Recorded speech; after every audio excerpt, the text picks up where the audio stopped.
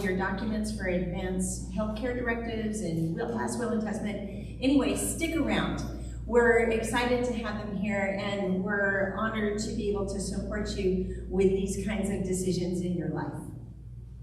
Also, we have opportunity for community outreach, and it is going to be the House of Refuge. She's new here, so it's good. Yes. So House of Refuge offer support to homeless families and individuals as well, to offer them any support that they can with housing, job opportunities, and they're having an actual open house. So we are able to see the inner workings of what goes on in that organization and to see how we can support them. There's availability for, I believe, 10 people to be a part of that. And if you would like more information, please go ahead and see Marla. Spaces are filling up quickly, and we'd love to extend this opportunity to see how we can support them. Yes. Power of 8 is having its second meeting this Friday, 1:30, in our outside classroom. So if you come, because you're wanting to be with Susan Rice and be facilitated for this Power of Intention, it's an external entry. So if you knock on a front door, you won't get there from, it's like Boston, you can't get there from here, but you can get there from that outside on the northeast side of the building.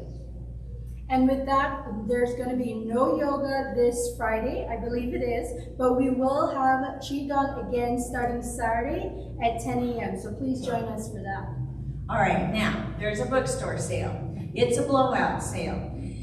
50% off on most books, you've known that. 75% off on gift items, you've known that.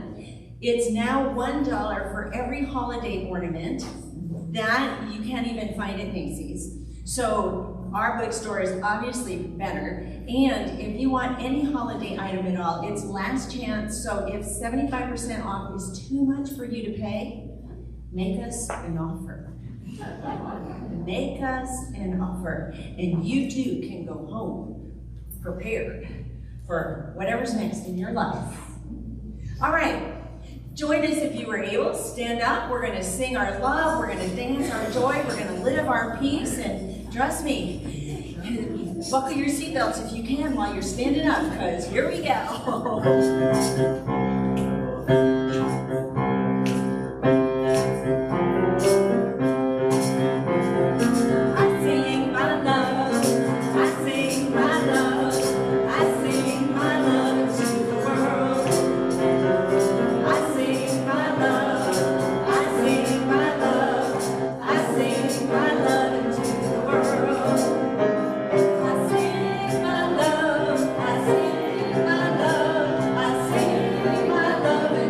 World.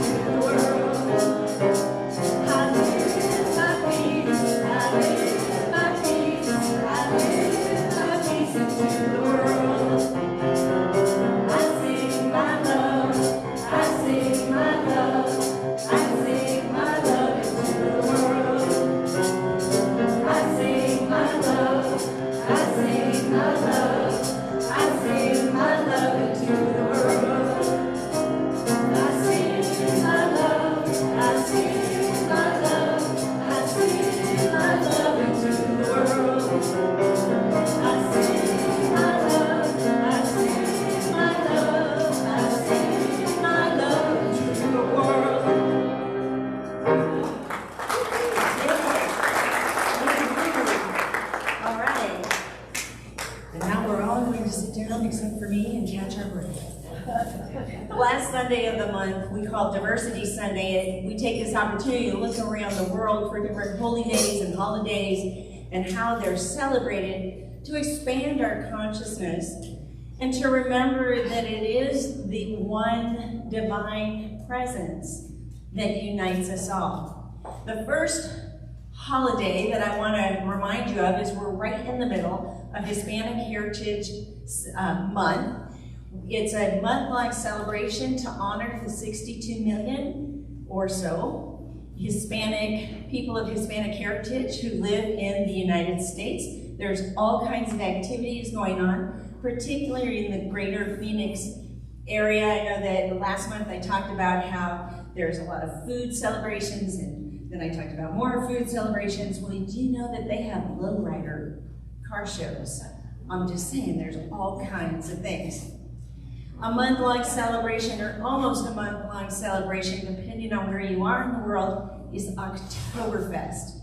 It started out as a festival to celebrate the marriage in 1810 of the young prince, and it somehow has morphed into a celebration of eating sausages, beer drinking. Over 1 million gallons of beer are consumed just in the Munich Oktoberfest festival, and dancing, like da da da da da da da, you know, okay, it's fun. St. Francis Day is October 4th. We are celebrating and honoring St. Francis, who was a Catholic priest who started his own monastic order. He honored nature in many, many ways. We're going to honor his feast day by having a pet blessing here at Unity of Mesa on October 8th, so you can bring your pet. I kid you not. If it's a well-behaved pet, it can come to service. And if it's, you know, hamsters are very well-behaved, I'm just saying. Or you can bring a picture, and our ministerial team, which is Julie Craigland, Lily Long, Reverend Nickie, and myself, will be honored to bless your pet. In the Jewish tradition, it is a practice to read the entirety of the Torah in a year. So Shemini Atzeret is the last day. It begins at sundown, the ending of the whole cycle of reading the Torah.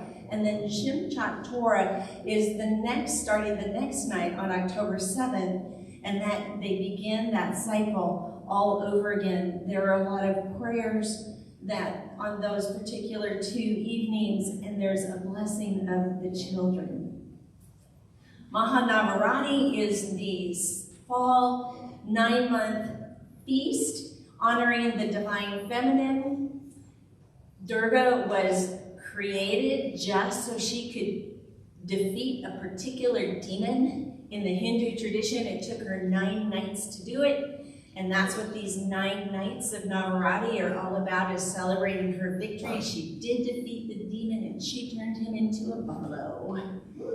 Yeah, woo. All right, Halloween. These are fun facts about Halloween. Did you know, in the Celtic tradition, which is where Halloween itself came from, they used to carve turnips. They didn't carve pumpkins, they carved turnips, because they believed at this time of the year, the veil was the thinnest, and people who were already dead could come back and haunt you more easily. And if you had this handy little carved turnip, which I think looks quite scary, but these are authentic Celtic turnips, you would spook away the spooks. But now the tradition has come to the United States, where pumpkins were normal and natural part of our flora, and they look quite different. All right, historic birthdays. Does anybody know who this woman is? Juliet Love. Juliet Love, because you were probably a Girl Scout. All right, and John, you knew a Girl Scout, so okay. She founded the Girl Scouts. We're honoring her birthday this month because she believed in young women, she supported young women, and she invited young women to be the best that they could be. Now, the other person who we're honoring is also somebody who believes in young people and invites them to be the best that they can be, and that's Simon Cowell. So there you have it, two very different kinds of historic birthdays. On the 6th, it's World Smile Day. It's an opportunity to remember to smile and engage in acting kindness. The 8th is Clergy Appreciation Day.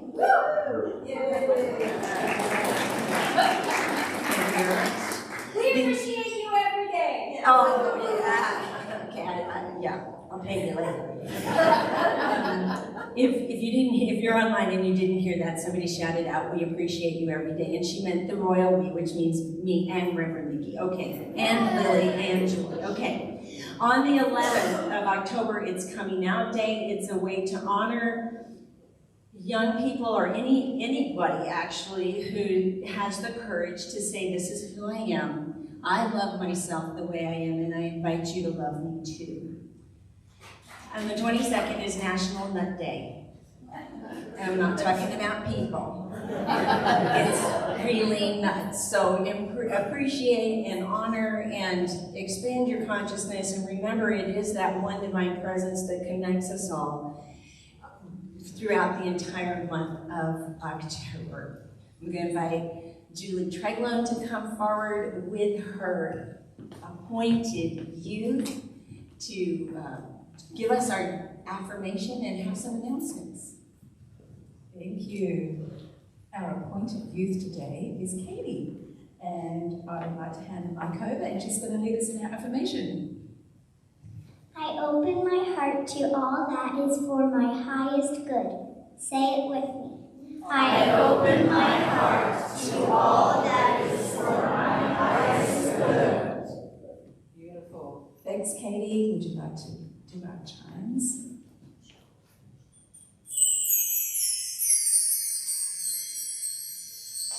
Nice. Shall we stay or am I going to sit down? Stay. Okay. Wonderful. All right, we have a little announcement. I'm sad but not. We were trying to shoot for October the 1st, which was going to be next Sunday, for our talent show for various reasons, not the least of which it's actually kind of in fall break for some of our youth, so some kids that really wanted to participate will not be here.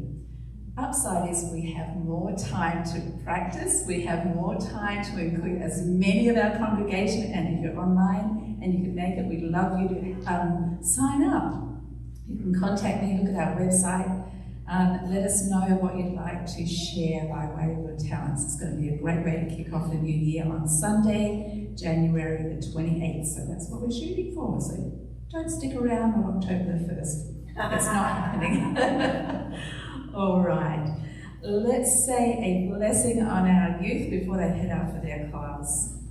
Children, we love you, we bless you, we appreciate you, and we behold the Christ you are. Amen.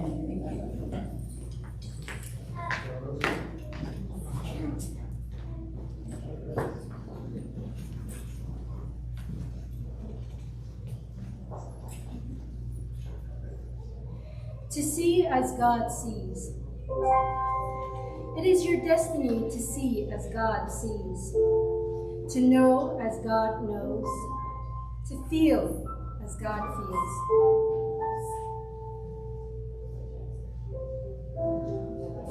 How is this possible? How? Because divine love cannot defy its very self.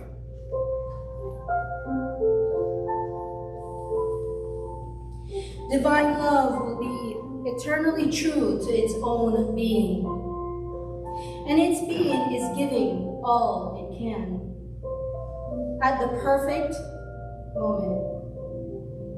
And the greatest gift God can give is His own experience.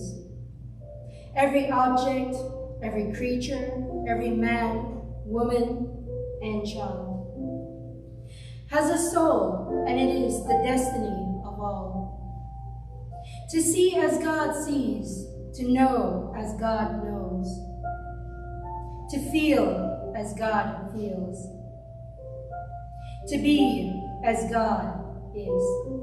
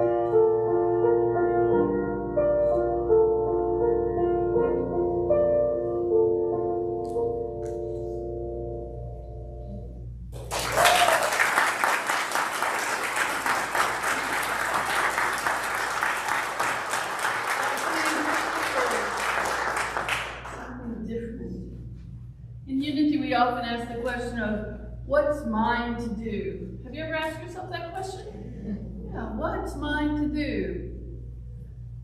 We can listen deeply and hear, but I want to go a little bit more globally, and I want to look at what I believe is some of the beginning process of this question, what's mine to do? We have our inner work to do, and I'll talk about that today, and we also have a more global kind of work to do, which I'll talk about at another time. But the idea of what's mine to do, for me, comes from a passage in Matthew. The gospel writer of Matthew wrote something that's now called the Great Commission. That actually, terminology, the Great Commission, was not put on it until about the 17th century. But this is what it is, and I'm going to break it down for you. The Great Commission has three parts. This is part one. This is what we are to do. This is the what part. Go out and make disciples in all nations. Ceremonially, wash them through baptism in the name of the triune God, Father, Son, and Holy Spirit. The second piece is what to do. Then disciple them. Form them in the practices and postures that I have taught you, and show them how to follow the commands that I have laid down for you. So what to do, how to do it, and finally a promise. I will be with you day after day to the ends of the age. This comes from the Voice translation of the Gospel of Matthew. I'll give you a little backstory to it. The Gospel of Matthew writes about Jesus' death on the cross and the resurrection of Jesus. And after the resurrection, what I call the Marys are going around and they actually see Jesus. The women saw Jesus prior to his disciples seeing him when he had come forth. And after this time, the Marys went to tell the disciples, Mary, Jesus' mother, Mary Magdalene, Mary of Mary and Martha. And they go and tell the disciples, and the disciples go to see Jesus. And while the disciples are with Jesus, Jesus gives them this command, which we now know as the Great Commission. Go and teach. Go and show who we have been, what I have taught. And then remember I'm with you always. One of the things for us to remember, I'm going to talk to you metaphysically about this. One of the things to remember is metaphysically, we are every character of the story. So we are those disciples. So let's take a look at this broken down metaphysically. So go out and live the disciples in all nations. Disciples, the Greek word that's used for this is actually learners or students. So go out and live as disciples. Metaphysically, disciples are the 12 powers. We talk about the 12 capacities of God regularly, that we have all of those capacities within us. Those are the 12 powers, and they're listed here. Faith, strength, come back. Faith, strength, judgment, love. Wow, they're a little cocky, but they need to be a power, will, life, zeal, imagination, order, understanding, and release. Release is over there sneaking off the edge. It's already doing it, you guys. It's releasing out of here. But when we think about it, we've been invited to, if you want to call it commissioned, but we've been asked to go forth, live as Jesus lived, to live out these 12 powers, to know that they're within us, to know that we have all of these capacities completely and fully as we ever will. Have you ever asked for more faith in your life? Yeah. Well, we forget sometimes because we forget that we're one with God. What we forget sometimes is that faith, the amount of faith that we already have within us, is all the faith that we're going to get. And our job isn't to go hunting for more faith, it's to go within and find the faith that we have and call it forth and live from that. Live from the truth that we know. The same with strength.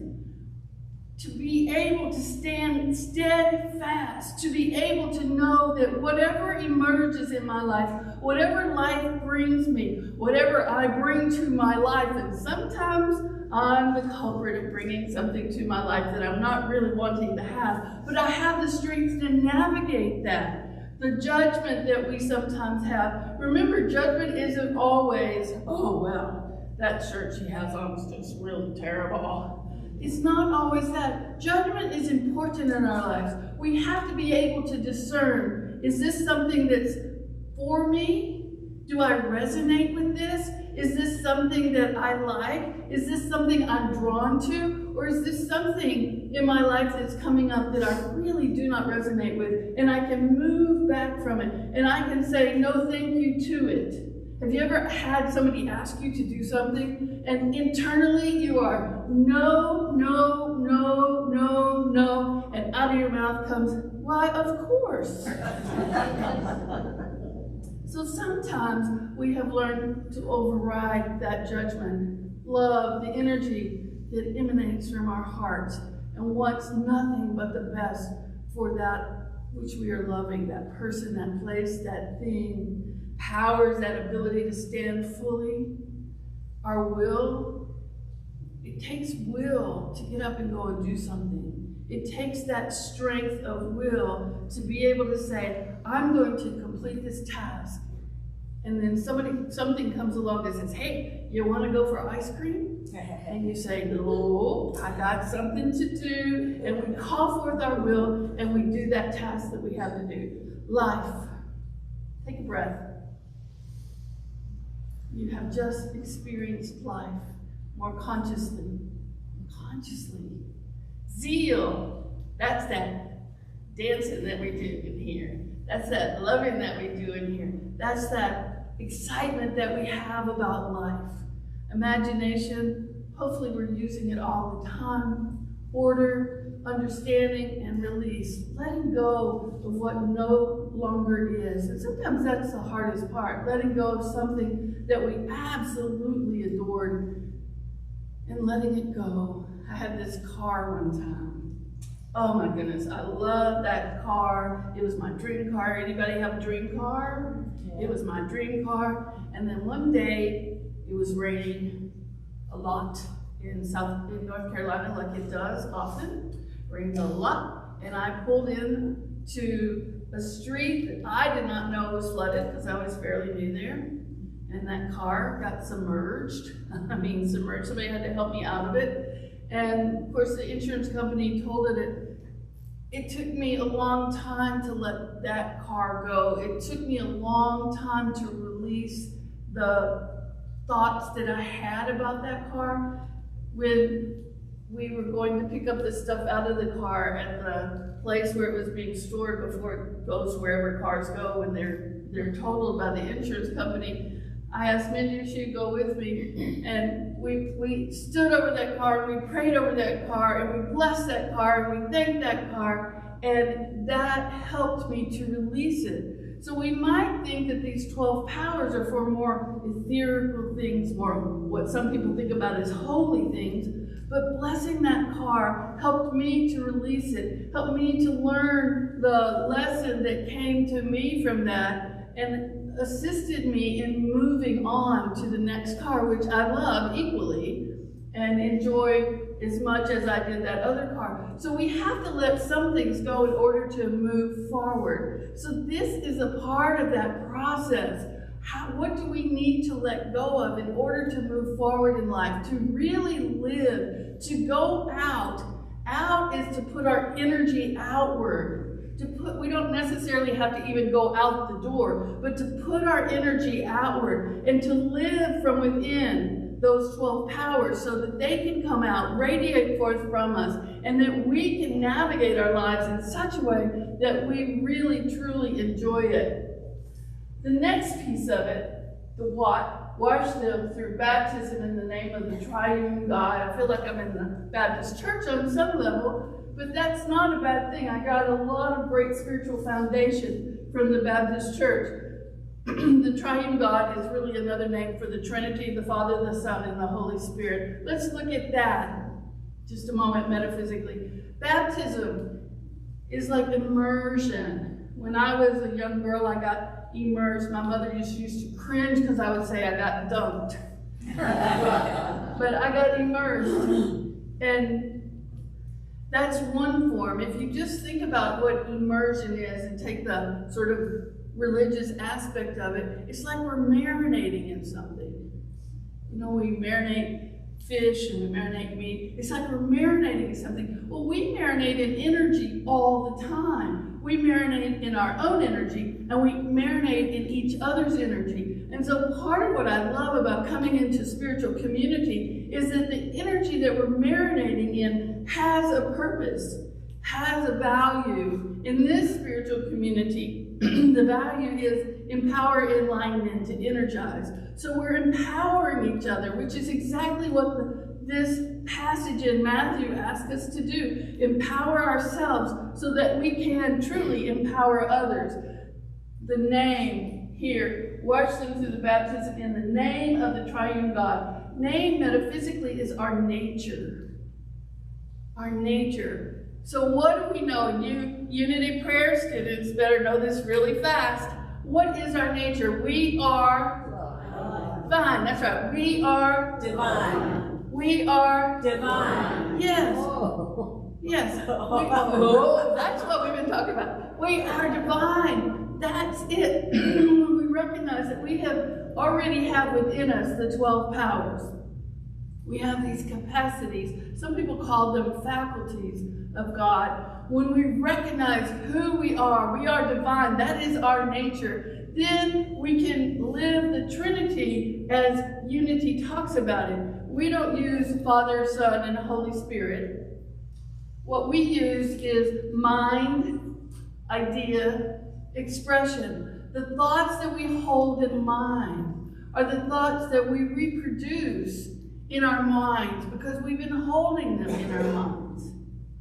So when we are willing to live from those 12 powers, when we are willing to live in our divinity, when we are willing to live immersed in spiritual truth, then what we will produce is more spiritual truth in our lives. And then, well, I think I was talking about the wrong section, but oh well, that's still applicable. So the disciples said, form them in the practices and impostures that I have taught you, and show them how to follow the commandments I've laid down to you. Our calling, our invitation, if you want to take it that way, our invitation is to learn how to live in our divinity, and to learn how to love, to learn how to be all that we were created to be, to bring that forth from within us, and to share it with each other so that we're sharing our spiritual gifts. We have different spiritual gifts. I have different gifts than you have, and you have different gifts than the person sitting next to you. But the beauty of it all is when we step back and we're able to see the big picture, then we all, as we are expressing our gifts, cover everything in that. In the last piece of this is the promise. And the I is Jesus speaking to his disciples. I will be with you day after day to the end of age. This is the one power and the one presence that we consider to be within us at all times, to be everywhere present, equally present in all persons, places, and things. This was the promise. To go forth, to live as the way lived, to live as Jesus lived, to follow Jesus as a way shower, not to worship Jesus, but to simply follow Jesus as a way shower, to follow what Jesus taught, to follow the commandments that Jesus gave. It's a beautiful commission because really it's simply, sorry about the throat, excuse me. It is simply asking us to be who we are, to be our authentic self, to be willing to be vulnerable, to be willing to be open, to be willing to step forth in a way that might be different for us, or a way that might be scary for us, but to be willing to be ourselves and to know that as we do that, we have everything it needs to navigate and negotiate our lives. Rumi says it this way: your task is not to seek for love, but merely to seek and find all the barriers within yourself that you have built against it. What barriers have we built against love? We're taught that God is love and God is everywhere present. Therefore, love is everywhere present. But how often do you feel like you don't have enough love in your life? Or how often do you feel alone and not calling forth your inner guidance? I do that sometimes. It's part of our humanness. And yet, when we are able to blend our humanness and our divinity, we're able to say, oh, I am never alone. And maybe, if you have cats, you wish you were sometimes. But you're never alone. There is always a presence and a power that is within you and all around you that is supporting you to be your absolute best self. The other commandments that Jesus shared were love God, love your neighbor, love yourself, and love your enemy. Love. We're called to love. And that's part of why Rumi says it's not to seek it for love outside of ourselves, it's already here. But our job is to look within, to spend time within, and this is the inner work, to spend time within and see what is it that we are doing that is stopping the flow of love. Sometimes my critical thinking about myself stops my flow of love. Sometimes my self-judgment stops my flow of love. The other things that often stop people's flow of love is that idea that I'm not good enough. Or if you really knew who I am, you wouldn't love me. Or if I truly be authentic, then nobody would want to be with me. Any of those thoughts familiar to you? Yeah, those are familiar thoughts to many of us because those are universal thoughts. But we have been giving a roadmap, so to speak, with Rumi and with the Great Commission that we know that we have a way through. We have an opportunity, we have a possibility to do something different. As we love, and as we learn how to love, as we begin to turn our energy toward ourselves in love, we're able to build our love muscle, so to speak. We can build our love. It takes the practice of loving to build our love muscle. So let's start with something easy. I want you to, this side of the room, I'm going to ask you to beam love to this side of the room. Just take a moment and beam love. And when you guys can feel it, raise your hand, wave at them, let them know you're feeling it. Yeah. And now let's switch. This side of the room, beam love to that side of the room. When you get the sense of it, wave at them, let them know you are feeling it. And then everybody, let's beam love to our online people. And if you feel it, just type it in the chat. Then we're beaming. So sometimes it's easier to love others, or we think it's easier to love others than it is to love ourselves. But what's really true is we can only love another person as much as we are loving ourselves. So let's take a moment now. We've got our love muscle going. We've exercised it a little bit. Let's beam love to ourselves. If you're comfortable enough and you have a little room, let's do some love scoops. Reaching up into that universal love that is there and bringing it back down into our heart. Bringing it back down. Let yourself feel it. And I love myself. If you can say it, say it. I love myself. I love myself. I am love. My nature is love. Love is who I am. Love is who I am. So let's begin to make who we are and the love that we already are the easiest thing in the world to give to ourselves. Let's begin to notice when that critical thought comes up. You did that again? Yes, and I love it. So reach out and grab that thought, bring it into your heart with love. Oh, you think what? Oh, there it is. Let me get it and bring it back into my heart. We know love metaphysically is the harmonizer. But sometimes we talk about wanting harmony in the world, and within us is the biggest jangle of disharmony that's possible. And yet we have the tool, the spiritual tool, applying love.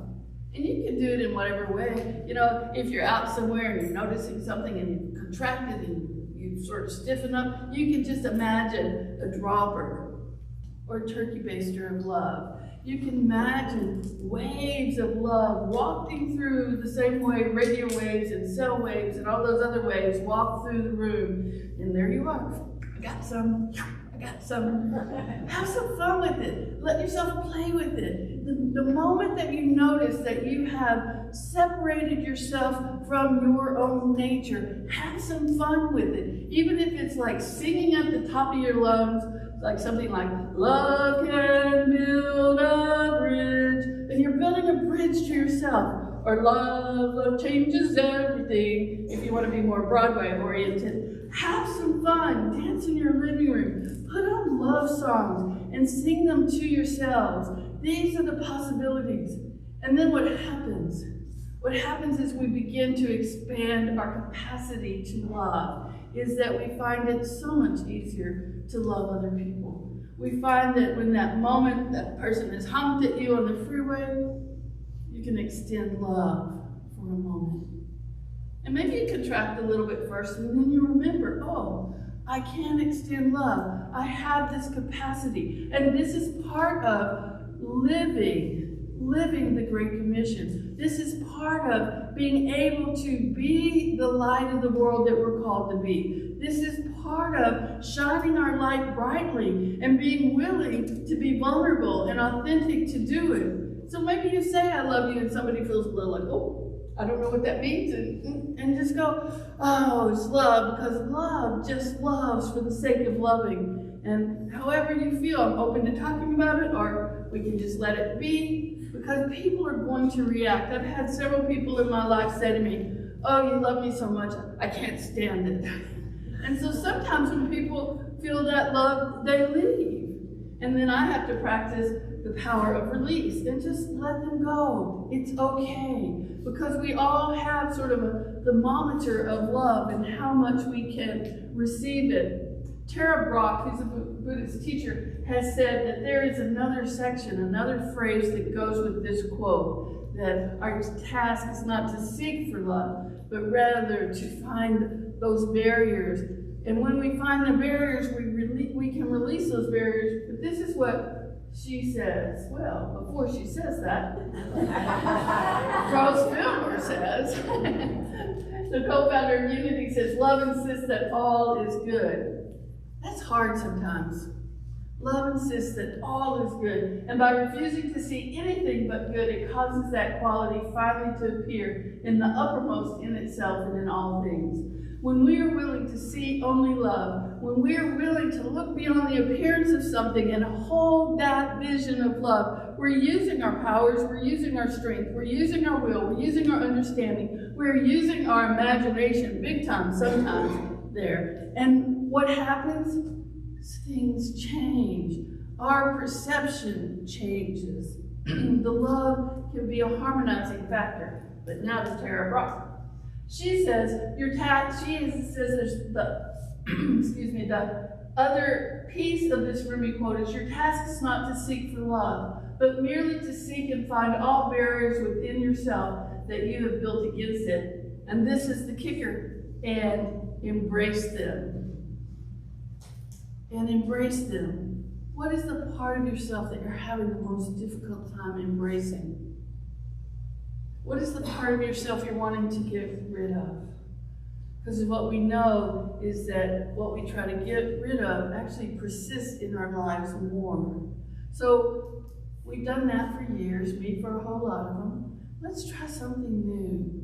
The next time there's something you think, oh, I wish I were like this. What if you took a moment and embraced yourself exactly as you are? Exactly as you are. Embrace that piece of yourself that you want to get rid of. And I'm not asking you to do an easy task here. Embracing the whole of us, the all of us, the parts of us that we prefer to hide, the parts of us that we only show some people, and some of us have parts of us that we don't show to anyone. When we are willing to really love those parts of us, we'll find that we harmonize those parts, and then what happens? They naturally engage in that power of release. They move on. Tara Brach talks about it as allowing. We engage in allowing. In Unity, we often think about that as surrendering. Surrendering doesn't mean to get rid of, it means to let go. And when we let go, things transform and they move in their own right time. Is this something that you're willing to do? Yes. Yes. Is this? Are you willing to practice the process of loving all of the parts of yourself? And you don't have to answer out loud, because the answer that you share with your own heart is going to be the most powerful answer that there is. Gay and Katie Hendricks say, another person's love, no matter how powerful or unconditional can never substitute for the experience of loving ourselves. I love that people love me. I think it's so cool. I really do. And I feel so joyous when I'm in that presence of love. And yet, if I were not able to love myself, I would actually not be able to receive all the love that comes at me. And for me, I want to have it all. I want to be open to that reception of love. I want to know that I don't need anybody to love me, and yet I have that because I have released the need. And that sounds kind of funny sometimes, but when we release the need for something, quite often that something shows up in our lives. And what I want for me and what I want for you is that you receive all the love that you can imagine having in your life, and that you're open and receptive, and that you share it. It's almost like I could create this energy ball of love here, and I can toss it at you, and you can catch it if you want to. Oh, some of you did catch it. Yay! Yes! Charles Fillmore did a similar form of the Great Commission. So I've given you a couple of different ways it shows up in life, so hopefully that can touch your heart in some way. Charles Fillmore says in Talks on Truth, "It is your mission to express all that you can imagine God to be. Let this be your standard of achievement. Never lower it, nor allow yourself to be belittled by the cry of sacrilege. You can attain to everything you can imagine. If you can imagine that it is possible to God, it is also possible to you." We can shift this a little bit. It is our mission to express all the love that we can imagine in our lives. Is that something you're interested in? Expressing all the love that you can imagine. And are you willing then to expand your imagination of how much more? To be an energy channel that allows more love to flow through you, if that's what you want. And then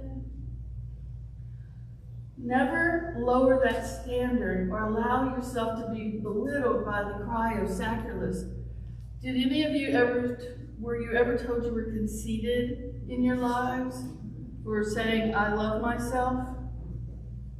Well, if you were, and you want some fun, if you want to play with some fun of moving through the constriction, come play with me. And I will ask you to say, "I love myself," and I'm going to reflect it back to you, and then we can have some fun moving that obstacle. That's one of the obstacles that Ruby talks about, that sometimes people say, "Oh, you're conceited because you say, 'I love me.'" That's not conceit. That's actually being self-full, being full of ourselves in such a capacity, such a manner that we are living in alignment with who we are. We are living in alignment with our nature. We are living in alignment with our life, that essence of life, because love is that essence of life. My invitation is have a great time living as love. And if you're willing, say with me, "I love myself." I love myself. Turn to somebody else and say, "I love myself." I love myself. I love myself. And now, reflect back to somebody, you are love. You are love. You are love. And can you feel yourself just smile? Can you feel yourself begin to open up your heart space? The heart is that center where love moves through us. So, one more practice before we sing our way into meditation. Allow your love to flow out and also flow back in. Allow your love to flow out. I love me. I love you. I love me. I love you. I love me. It's different in church sometimes. We dancing and moving, and yet that movement of spirit comes with the movement of our bodies. That movement of energy comes with the movement of our bodies. This is a great way to remember. And then when you're in the grocery store, you can do it in little ways. You can get really skilled at it. Micro movements of love and big macro movements of love. But the biggest thing to remember is we are love, and we are moving love through this world because we are a movement that is built on love. Let's sing our way into meditation.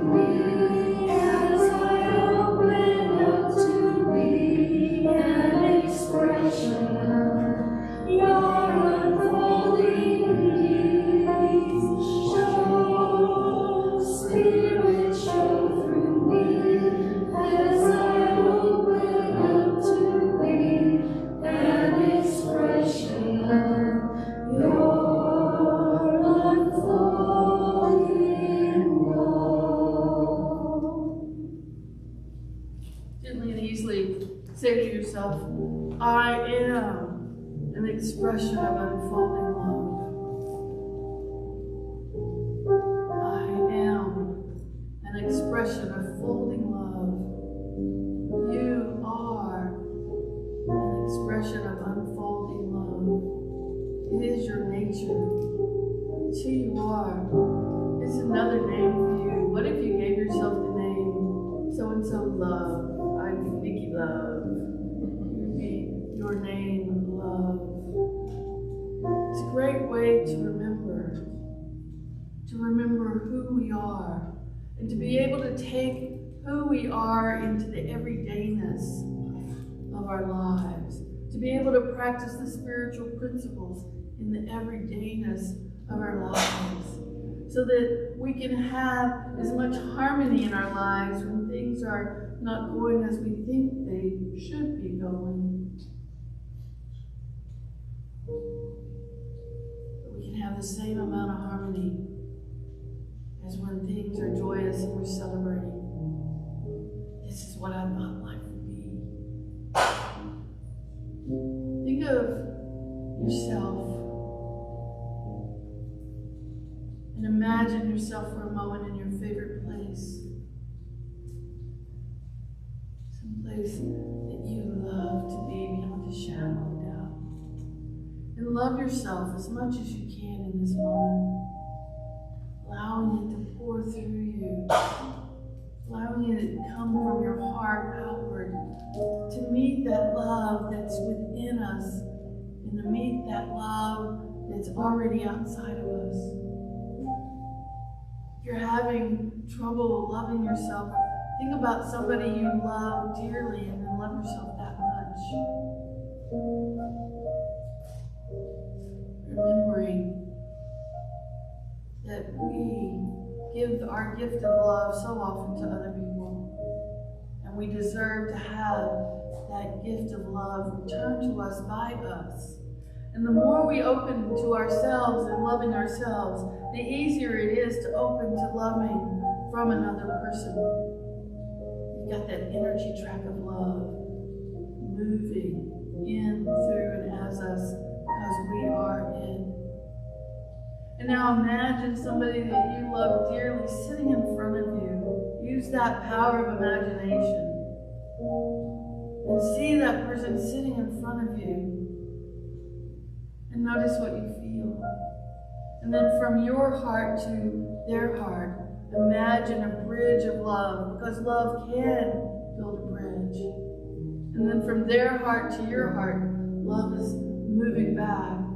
We begin to move love back and forth between us, within us and between us, allowing that energy that emanates from the heart and wants only the best for each other to be flowing between us. And notice what happens in your body as we embody love, as we embody our true nature, as we embody our humanity and our divinity. We open to allowing so we can embrace all that we see, all that we think, and all that we know, and all that we experience. Take these thoughts into a moment of meditation.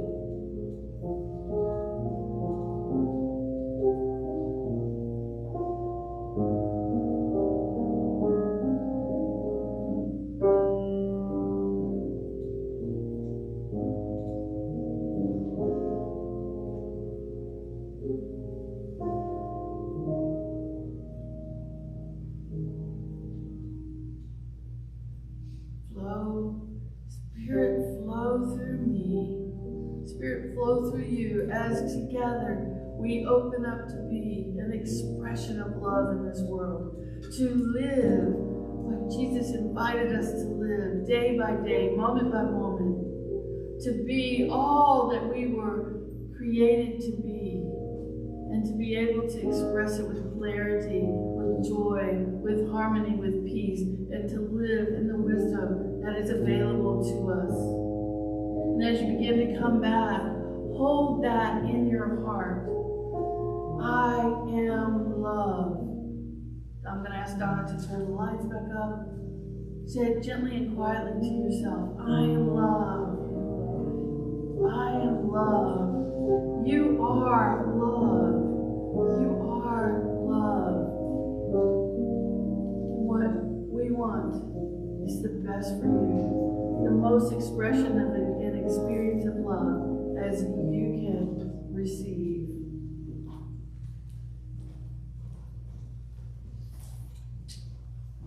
Every little cell in my body is happy. Every little cell in my body feels loved. Every little cell in my body feels happy. Every little cell in my body feels loved at Unity of Mesa. And now I'm going to take it home too. We come into that special part of the service when we can show our love to Unity of Mesa for what it allows us to do, to learn and to grow and to be the best we can. And we do that in many, many ways. We can give of our monetary support. We can give of our love. We can give of our time and our talents. Churches always need people to help and to do for each other. And so we can give online. We can give through the Banco app. We can text. We can use the mail. And we can give in person. And our ushers, now past COVID, will pass among you. And if you give online, there's a little card in the back of the seat that you can put in there. Or if none of those things work for you today, give the very best thing you have. Give your love to Unity of Mesa. Put that in the basket and send it to all of us. Thank you. Divine love. Yes, and let's say our affirmation so we can do that.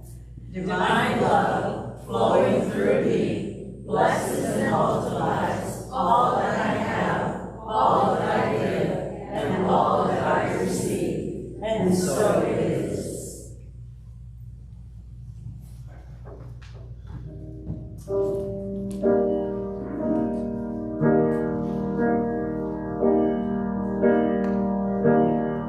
It's time to leave it all behind. Time to pick up the pieces of my scattered mind. And after all the petals